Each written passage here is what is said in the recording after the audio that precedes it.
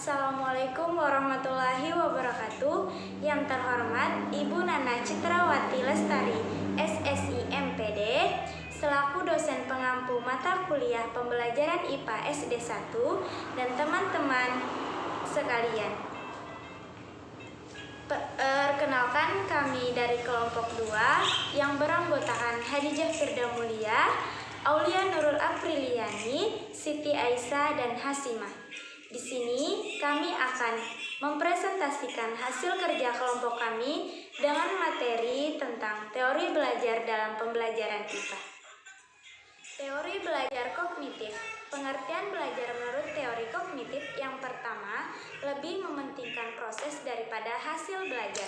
Yang kedua, belajar merupakan proses internal yang mencakup ingatan, retensi, pengolahan informasi, emosi, dan aspek-aspek kejiwaan lainnya.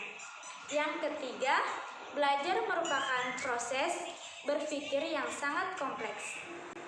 Tokoh teori belajar kognitif ada 4. Yang pertama, Jean Piaget adalah tahap perkembangan kognitif. Yang kedua, Ausubel adalah advanced organizer. Yang ketiga, Jerome Bruner adalah pemahaman konsep. Dan yang keempat, Robert Gagne adalah tingkat kemampuan belajar. Tokoh-tokoh yang mengembangkan teori belajar kognitif. Yang pertama, Jean Piaget. Perkembangan kognitif merupakan suatu proses genetik yang didasari karena perkembangan sistem syaraf. Belajar merupakan proses identifikasi dan pengintegrasian stimulus atau informasi yang baru. Melalui tahap asimilasi, dan akomodasi menjadi ekuilibrasi. Yang pertama adalah asimilasi. Asimilasi adalah proses penerimaan informasi baru, lalu dimodifikasi sehingga cocok dengan struktur kognitif yang telah dimiliki sebelumnya. Yang kedua adalah akomodasi. Akomodasi adalah proses perubahan atau penyesuaian struktur kognitif yang telah dimiliki dengan informasi baru yang diterima. Baik, saya akan membacakan materi selanjutnya. Ekuilibrasi adalah keseimbangan antara asimilasi dan akomodasi, atau pengembangan antara lingkungan luar dengan struktur kognitif yang ada di dalam dirinya. Proses belajar seseorang akan mengikuti pola dan tahap-tahap perkembangan sesuai dengan umurnya. Piaget membagi tahap perkembangan kognitif menjadi 4. Yang pertama, tahap sensori motor. Yang kedua, pre-operasional. Yang ketiga, operasional konkret. Yang keempat, operasional formal.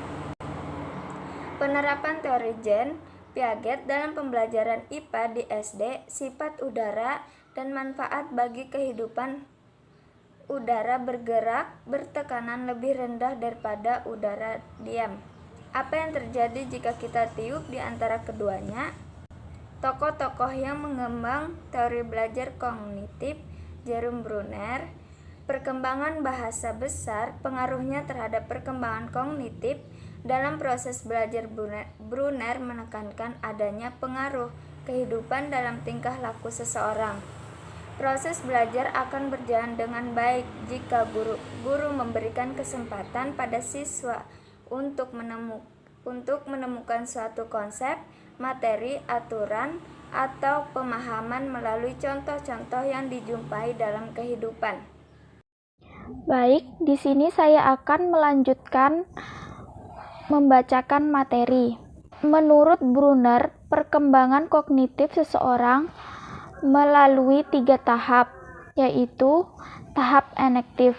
Tahap enektif adalah tahap di mana dalam memahami dunia, anak menggunakan pengetahuan motorik, yaitu sentuhan, pegangan, dan lain-lain. Yang kedua, tahap ikonik. Tahap ikonik adalah tahap di mana seseorang memahami objek-objek atau dunianya melalui gambar-gambar atau visualisasi verbal. Yang ketiga, tahap simbolik. Tahap simbolik adalah tahap di mana seseorang memahami dunia melalui simbol-simbol bahasa, logika, matematika, dan lain-lain. Seseorang dikatakan memahami suatu konsep apabila ia mengetahui semua unsur dari konsep. Unsur dari konsep tersebut meliputi 1. Nama, 2. Contoh-contoh baik yang positif maupun yang negatif, 3. Karakteristik baik yang pokok maupun yang tidak, yang keempat rentangan karakteristik, dan yang terakhir kaidah. Penerapan T. Brunner dalam pembelajaran IPA. Untuk materi IPA kelas 4 tentang sifat dan manfaat udara. Contohnya, nyalakan saat bersama-sama, lalu amati yang terjadi. Tokoh-tokoh yang mengembangkan teori belajar kognitif yang ketiga yaitu Robert Gagne. Proses belajar adalah suatu proses di mana siswa terlibat dalam aktivitas yang memungkinkan mereka memiliki kemampuan yang tidak dimiliki sebelumnya. Ada 8 tingkat kemampuan belajar menurut Gagne, di mana kemampuan belajar pada tingkat tertentu ditentukan oleh kemampuan belajar di tingkat sebelumnya. Selanjutnya akan dibacakan oleh pemateri selanjutnya. Selanjutnya, 8 tingkat kemampuan belajar menurut Gagne. Sinyal Raining. Dari sinyal yang dilihat, anak akan memberikan respon tertentu. Stimulus response Raining. Seseorang anak akan memberikan respon fisik atau vokal setelah mendapat stimulus tertentu. Caning. Kemampuan anak untuk menggabungkan 2 atau lebih hasil belajar S sampai R yang sederhana. Verba associance. Bentuk penggabungan hasil belajar yang melibatkan unik bahasa seperti memberi nama sebuah objek atau benda. Multiple discrimination. Kemampuan untuk mengembangkan beberapa kemampuan Caning sebelumnya. Konsep Raining. Anak mampu memberikan respon terhadap stimulus yang hadir melalui karakteristik anak abstraknya. Principally Raining. Kemampuan siswa untuk menghubungkan satu konsep dengan konsep lainnya. Problem solving. Siswa mampu menerapkan prinsip-prinsip yang telah dipelajari untuk mencapai suatu sasaran atau merupakan tipe belajar yang paling tinggi. Tokoh-tokoh yang mengembangkan teori belajar kognitif. Teori Ausubel. Guru harus dapat mengembangkan potensi kognitif siswa melalui belajar yang bermakna. Belajar yang bermakna adalah menyajikan materi belajar yang baru dengan menghubungkan dengan konsep yang relevan yang sudah ada dalam struktur kognisi siswa. Siswa pada pendidikan dasar harus dilibatkan pada kegiatan langsung, sedangkan siswa pada tingkat pendidikan lebih tinggi akan lebih efektif bila guru menggunakan penjelasan, demonstrasi, diagram, atau ilustrasi.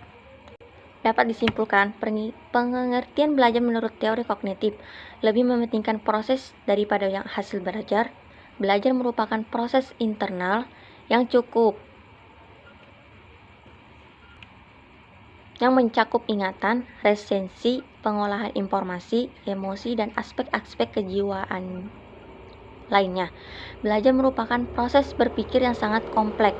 Asimilasi adalah proses menerima informasi baru, lalu dimodifikasi sehingga cocok dengan struktur kognitif yang telah dimiliki sebelumnya. Akomodasi adalah proses perubahan atau penyesuaian struktur kognitif yang telah dimiliki dengan informasi baru yang diterima. Akulibrasi adalah keseimbangan antara asimilasi dan akomodasi atau pengembangan antara lingkungan luar dengan struktur kognitif yang ada di dalam dirinya. Saya akhiri presentasi ini. Bila ada kesalahan kelompok kami dalam penjelasan presentasi tersebut, mohon maaf. Wabillahi taufiq wal hidayah. Wassalamualaikum warahmatullahi wabarakatuh. Terima kasih.